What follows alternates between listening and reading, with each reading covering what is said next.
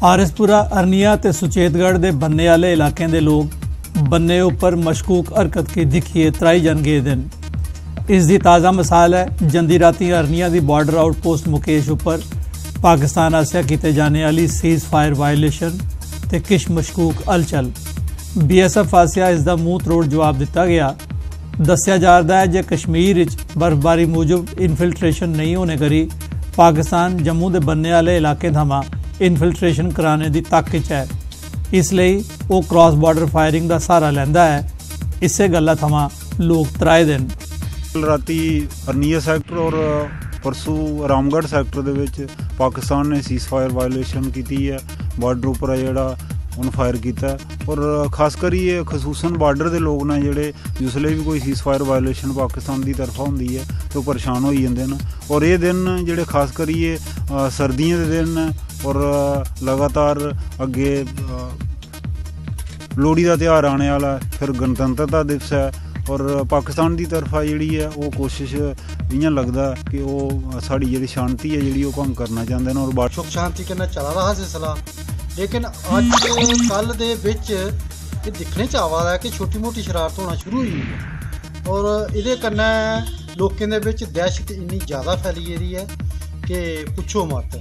राती सोने ते आए हाँ लेकिन इसके बावजूद भी डर जिहड़ा दिमाग दे विच बच्चे दे सियाणे दे बजुर्गें वगैरह खासकर जिहड़े छोटे फैमिली मैंबर ने वो तो शिवसेना बाला साहब ठाकरे के कार्यकर्ताएं सांबा जिले के बड़ी ब्रह्मनच पाकिस्तान खिलाफ विरोध प्रदर्शन किया। यह प्रदर्शन पाकिस्तान पासिया कंट्रोल लाइन ते अंतरराष्ट्रीय बन्ने पारा की जाने वाली फायरिंग के खिलाफ किया गया। प्रदर्शनकारियों पाकिस्तान का झंडा भी फूकिया। शिवसेना कार्यकर्ताएं प्रधानमंत्री नरेंद्र मोदी होरें की अपील की थी जो वो पाकिस्तान खिलाफ सख्त कार्रवाई करन। पाकिस्तान रोजाना हर बार्डरों पर कोई ना कोई शरारत करे करता, ये कन्ने साढ़े लोगों को बड़ा दुख होए करता है। जगह जगह साढ़े बार्डरों पर आके लोगों को तंग करे करता, फायरिंग करे करता। असीं अपने नरेंद्र मोदी नूं एक अपील करने कि कोई ऐसा नवा ढंग ढूंढे जिहदे कन्ने साढ़े लोग भी नाल लैन, असीं बार्डरों पर जाके पाकिस्तान की वो हालत करिए जिहड़ा पाकिस्तान का ना ही खत्म हो जाए। डोडा जिले के विलेज डिफेंस कमेटियों के मैंबरें पिछले 2 बरें थमां ऑनरेरियम का भुगतान नहीं होने उपर रोह प्रकट करते हुए आख्या है जेकर उनके बकाया ऑनरेरियम का भुगतान तौले नहीं किया गया तो वह परिवारें सने सामूहिक आत्महत्या करने की मजबूर होंगन। जिले मिलिटेंसी का मुकाबला करने ताईं VDC बनाई गई हियां। एक कमेटी च ग्रां के 8 जने होंदे न, इंदे च 3 गी SPO का दर्जा दिता गया है। 3 गी सरकार आसिया जो ऑनरेरियम दिता जाता है वो ये आपू च बंडी लैंदे न। लेकिन पिछले 2 बरें थमां SPOs का ऑनरेरियम बधने ते डायरैक्ट अकाउंट जमा होने करी उन्हें VDC के बाकी मैंबरें कन्ने शेयर करने थमां इनकार कर दिता है। इस कारण ये स्थिति पैदा हुई है। 1998 केरी अपने खर्चे से बंदूक साफ करता अपने लेवल से और डिप्टी कर पूरी दुआतन हर चीज़ और यानी अतरी 420 के तो हर काम तैनी करानू मैं राशन तनख्वाह बिल्कुल न दैन और इशू हके पूरी छीरू और जोतन ऐसी ऐसी गल करनी और अगर जड़ी भी गानू तड़ियाने जोतन की नहीं जी तुशी तरफा लिखता दी तो और झूठे जाली से दशखत करता डोडे इन तैन करता 420 करता इस पूरू हके छीन और इसी लास्ट उन्हीं आके हमें कि आसे अपनी जान एपू खत्म करनी और क्योंकि बाकी तो 4 राशन का कोई भी नहीं रहा।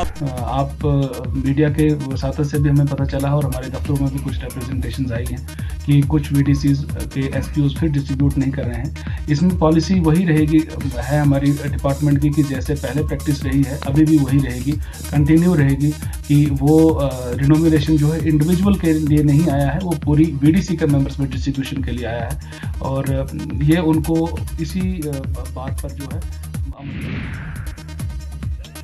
बिजली महकमे के डेली वेज ने जम्मू च अपनी मांगें गी लेइयै विरोध प्रदर्शन किया। उनका आखना है जो पिछले 2 बरें थमां उनकी तनख्वाहें बंद पेई दियां, इस करी उनकी गुजर बसर मुश्किल हो गई दी है। उन्हें बकाया तनख्वाही तौले रिलीज़ किए जाने की मांग की। अस मोदी हुंदे अग्गे अपील करने कि साढ़े भी बच्चे न, साढ़ा भी परिवार है, साढ़े कन्नै बड़ी बड्डी भेदभाव की गल होआ दी है। जम्मू वाले कन्नै बिजली डिपार्टमेंट वाले कन्नै कश्मीर वाले भी साढ़े भरा ने, अगर वो पक्के हुए सानू कोई दुख नहीं आता, लेकिन अस भी चाहते हैं कि सानू भी उस तरीके का किया जा जिस तरीके की उन्हें उत्थे तनख्वाह दे आए हैं। मोदी और वादे बड़े करते हैं, आखते बेटियां बचाओ बेटियां पढ़ाओ, लेकिन साड़ियां बेटियां दर होआ दियां, साढ़े बच्चे खज्जल होआ दे, साढ़े बच्चे स्कूलों कड्ढी उड़ा दे। उधमपुर जिले के सियूना ग्रां के लोग लगातार शिकायत करते आवारदे जे उत्थे BDO के दफ्तर विच अफसर आउंदे गए नहीं।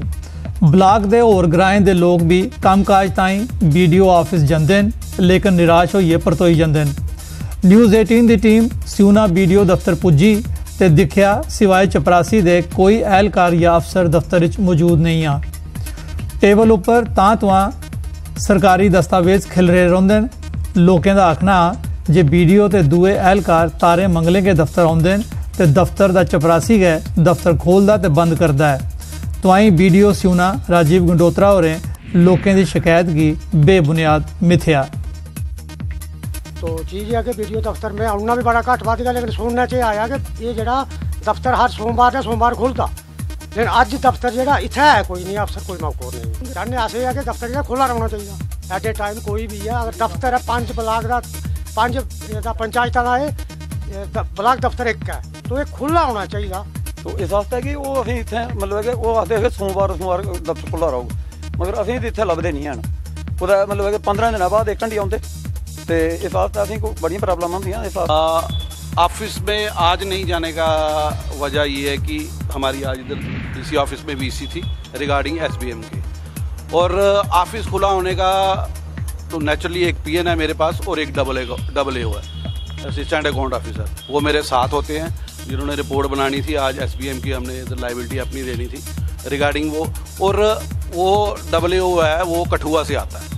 मेरा है मेरे पास 5 पंचायतें हैं, कभी इधर ACD ऑफिस में मीटिंग है, कभी दूसरी पंचायत में। नेचुरली मैं हफ्ते में 2 दिन ही जा सकता हूँ। लोग मेरे पास कोई ऐसी शिकायत नहीं आएगी, लोग सफर करें। सांबा जिले के बड़ी ब्रह्मना सिडको चौक पैसेंजर शैड ते बस स्टैंड नहीं होने कारण उत्थे जाम लगा रहा है तो लोगों की आओ जाई मुश्किल पेश आती है। इंडस्ट्रियल एरिया होने करी 12 का भी लोगों का रोज़ाना आना जाना लगा रहा है। लोगों मांग की है जे सिडको चौक पैसेंजर शैड बनाने के अलावा बस स्टैंड बनाने का भी सरिस्ता किया जा। वास्ता कुछ बईए जिथे मतलब प्रॉपर तरीके ने कुछ धुप छां बरखा खड़ोई जान, कोई ऐसा कोई मतलब कोई प्रबंध है नहीं है। तो ना कि तो मतलब असीं चाहते हैं कि जो पुल है ना जो ब्रिज जो थोड़ा एक्सटेंड होया होंदा उहदे कन्नै भी थोड़ी प्रॉब्लम सॉल्व हो ही सकती, बट ऐसा होया नहीं। अस हुण ये चाहते कि अगर ब्रिज नहीं बनी सकता तो इत्थे एक सर्कल बनी आ जिहड़ा प्रॉपर तरीके ने मतलब गड्डियां सिग्नल दिखिए पास हो जान। सारे लोग इत्थे आनियां गड्डियां फसांदे रहिंदे, उत्ते बार बार इत्थों लंघना मुश्किल हो जाता। कोई जल्दी एमरजेंसी जाना हो, कोई बीमार हो लंघी नहीं सकता इत्थों। जेह्ड़ी इहदा कोई सोचा जाना चाहिए कि अगर सारी उम्र गै अस इ'यां चलते रहोगे, इ'यां गै बड़े रहोगे अस जाम च गै। इधर कोई प्रॉपर एक बस स्टैंड नहीं है, ठीक है। बस जिथे भी जाए उत्थे लगी जाती है, ठीक है। जो इतने लोग खड़ोते होंगे, कोई जाना होता है कहीं ना कहीं उनको बड़ी प्रॉब्लम होती है। कभी बस रुकती है, कभी बस नहीं रुकती है। किसी को टाइम से कहीं पहुंचना होता है, वो बंदा भी टाइम से नहीं पहुंच पाता है क्योंकि कोई बस रुकती है। कभी 3 बसें इकट्ठियाँ आ जाती हैं। कठुआ जिले साल 2016 SPOs की भर्ती हुई ही, लेकिन 2 बरे गुजरी जाने परंत भी अजे तक सिलेक्शन लिस्ट जारी नहीं की गई है। भर्ती हिस्सा लेने वाले नौजवान इसलिए जिला प्रशासन के विरोध प्रदर्शन किया। उनका आखना है जे उन्हें हर लैवल उपर अपनी गल रखी, लेकिन किसी ने उनकी सुरत नहीं लैती। कठुआ के वार्ड नंबर 5 प्रदूषित पानी की सप्लाई ते गैलियें मैन होल खुले होने थमां नाराज लोकें कॉलेज रोड की बंद करिए PHE महकमे दे म्यूनसिपल कमेटी के चेयरमैन के खिलाफ प्रदर्शन किया। पहले भी आए ही पहले भी हम सुबह किसी ने कोई वार्ड मेंबर नहीं बनया, सारा बार मेंबर बनेगा, सारी हेल्प करने देगा।